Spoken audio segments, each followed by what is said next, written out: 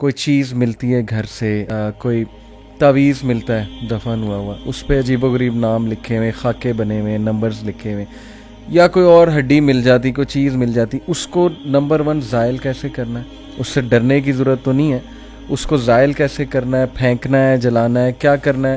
دوسرا تعویذات کے بارے میں بس ایک کانسیپٹ دے دیں کہ تعویذ کی کیا حقیقت؟ دیکھیں علی بھائی، قرآن پاک جو ہے نا، قرآن پاک کا لکھا ہوا تعویذ، اس کو میں شرک تو نہیں کہہ سکتا، صحیح، لیکن یہ ضرور کہوں گا کہ یہ نبی پاک کا طریقہ نہیں ہے، ایڈیشن ہے، یعنی بدعت کہہ سکتے ہیں۔ بدعت جو اس کے اوپر قرآن پاک لکھا ہوا ہے، بہت سارے کیونکہ علماء ہمارے لکھتے تھے تعویذ، جو صرف قرآن سے لکھا ہے اسے شرک نہیں کہہ سکتے، اچھا، لیکن ہمیں نبی پاک سے ایسا کوئی طریقہ نہیں ملتا، ٹھیک ہے، سمجھ کیونکہ نبی پاک پہ قرآن پاک نازل ہوا، صحیح، آپ صلی اللہ علیہ وسلم وہی لکھوا سکتے تھے، تو تعویذ لکھوا کے صحابہ کو بھی دے سکتے تھے، بالکل ٹھیک۔ ایک دوسرا کامن کانسیپٹ اس میں یہ ہے کہ جو تعویذ ہم قرآن پاک کا لکھا ہوا گلے میں پہن لیتے ہیں ٹریٹمنٹ کے لیے، 100% قرآن پاک لکھا ہے تو ہم واش روم بھی جاتے ہیں، صحیح، تو واش روم میں ادب کے لحاظ سے ہم قرآن پاک کو کبھی بھی نہیں لے کے جاتے۔ بالکل ٹھیک۔ اچھا، اس کا جواب یہ ملے گا کہ نہیں، ہم جب واش روم میں جاتے ہیں تو اس تعویذ کو اتار کے رکھ دیتے ہیں۔ اب اس بھائی سے یہ سوال ہے کہ آپ جب اتار دیتے ہیں واش روم میں تو زیادہ ضرورت ہے تعویذ کی، وہاں تو جنات ہوتے ہیں، زیادہ وہاں ہوتے ہیں، تو وہاں جو رب ہماری حفاظت کر سکتے ہیں تو وہ باہر بھی کر سکتے ہیں۔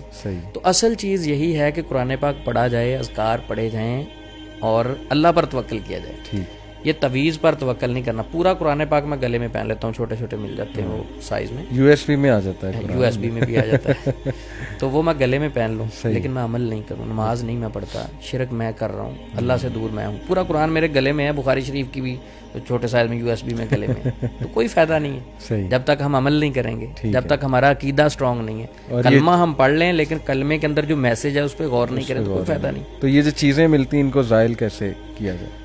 اصل جو جادو کا کانسیپٹ ہے جو مجھے سمجھ لگا ہے، آپ کے گھر پہ پانی کے چھینٹے گرے، خون کے چھینٹے گر گئے، آپ کے کپڑوں پہ کٹ لگ گئے، اس طرح کی مختلف حرکتیں ہو جاتی ہیں، گھر کے اندر گندگی کے چھینٹے گر گئے، بندہ کہتا ہے یار اندر تو نہیں آ سکتے تھے، ہمارے بیٹھے بیٹھے انڈے گر جائیں سامنے، ابھی تک جادو نہیں ہوا۔ خون کے چھینٹے بھی گر گئے، پانی بھی گر گیا، آپ نے 100% دیکھا میرے کپڑے کٹ گئے، جادو نہیں ہوا ابھی تک۔ ٹھیک ہے، یہ ان کا ایک وہ اٹیک ہے، وہ انسان کو خوف زدہ کرنے کے بعد انسان میں انٹر ہوتے ہیں۔ اگر آپ کا عقیدہ اسٹرانگ ہے، اللہ پر پورا یقین ہے، آپ ان خون کے قطروں کو صاف کریں، کپڑے کٹ گئے ان کو پھینک دیں، کوئی مسئلہ نہیں، آپ عام جگہ پہ پھینک دیں، جلائیں، یعنی خوف زدہ نہیں ہو تو آپ پہ کسی قسم کا جادو اثر نہیں ہوگا۔ تو کوئی پرچی ملے اس پہ عجیب و غریب نام ہو تو اس کا اس میں آپ کے گھر سے تعویذ مل گئے، کوئی بھی چیز، یعنی اس میں ہے کہ خوف زدہ نہیں ہونا، صرف ایک ہی چیز ہے کہ بالکل پریشرائز نہیں ہونا۔ ٹھیک ہے۔ اچھا، ابھی ہمارے سامنے ویسے گلاس گرے، بندہ کمرے میں اکیلا بیٹھا ہے، گلاس گرا ہے سامنے، انسان کی فطرت ہے، انسان ڈر جاتا ہے، وہ اچانک ڈرنا اور عقیدہ تن اس سے ڈرنا نہیں چاہیے، زبردست عقیدہ تن صرف اللہ کا ڈر دل میں جب ہوگا تو شیطان کی کوئی اوقات ہی نہیں ہے۔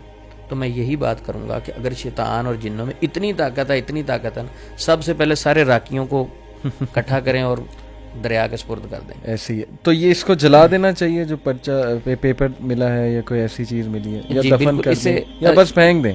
گھر سے اٹھا کے باہر پھینک دیں۔ بہت سارے لوگ کہتے ہیں پانی میں پھینک دیں وہ بہہ جائے گا، یہ کوئی ایسا کانسیپٹ ہمیں اسلام سے نہیں ملتا۔ بس سمپلی اصل ہے کہ اسے اٹھائیں اور گھر سے باہر پھینک دیں۔ بہت سارے لوگ کہتے ہیں کپڑوں پہ کٹ لگ گئے، میں کہتا ہوں پہن لیں، لیکن اگر دل میں ڈر رہنا ہے نا کہ کچھ ہو نہ جائے تو پھر پھینک دیں، اذکار کریں اور بس پھینک دیں۔ اصل ہے کہ کسی کے گھر میں اگر کپڑے کٹ گئے ہیں، تعویذیں اٹھائیں اور پھینک دیں۔ اذکار آپ کے صبح شام کے کنفرم ہونے چاہیے، آپ اذکار کرتے رہیں، اس کے علاوہ جو مرضی ہو جائے آپ پہ شیطان حملہ آور نہیں ہو سکتا۔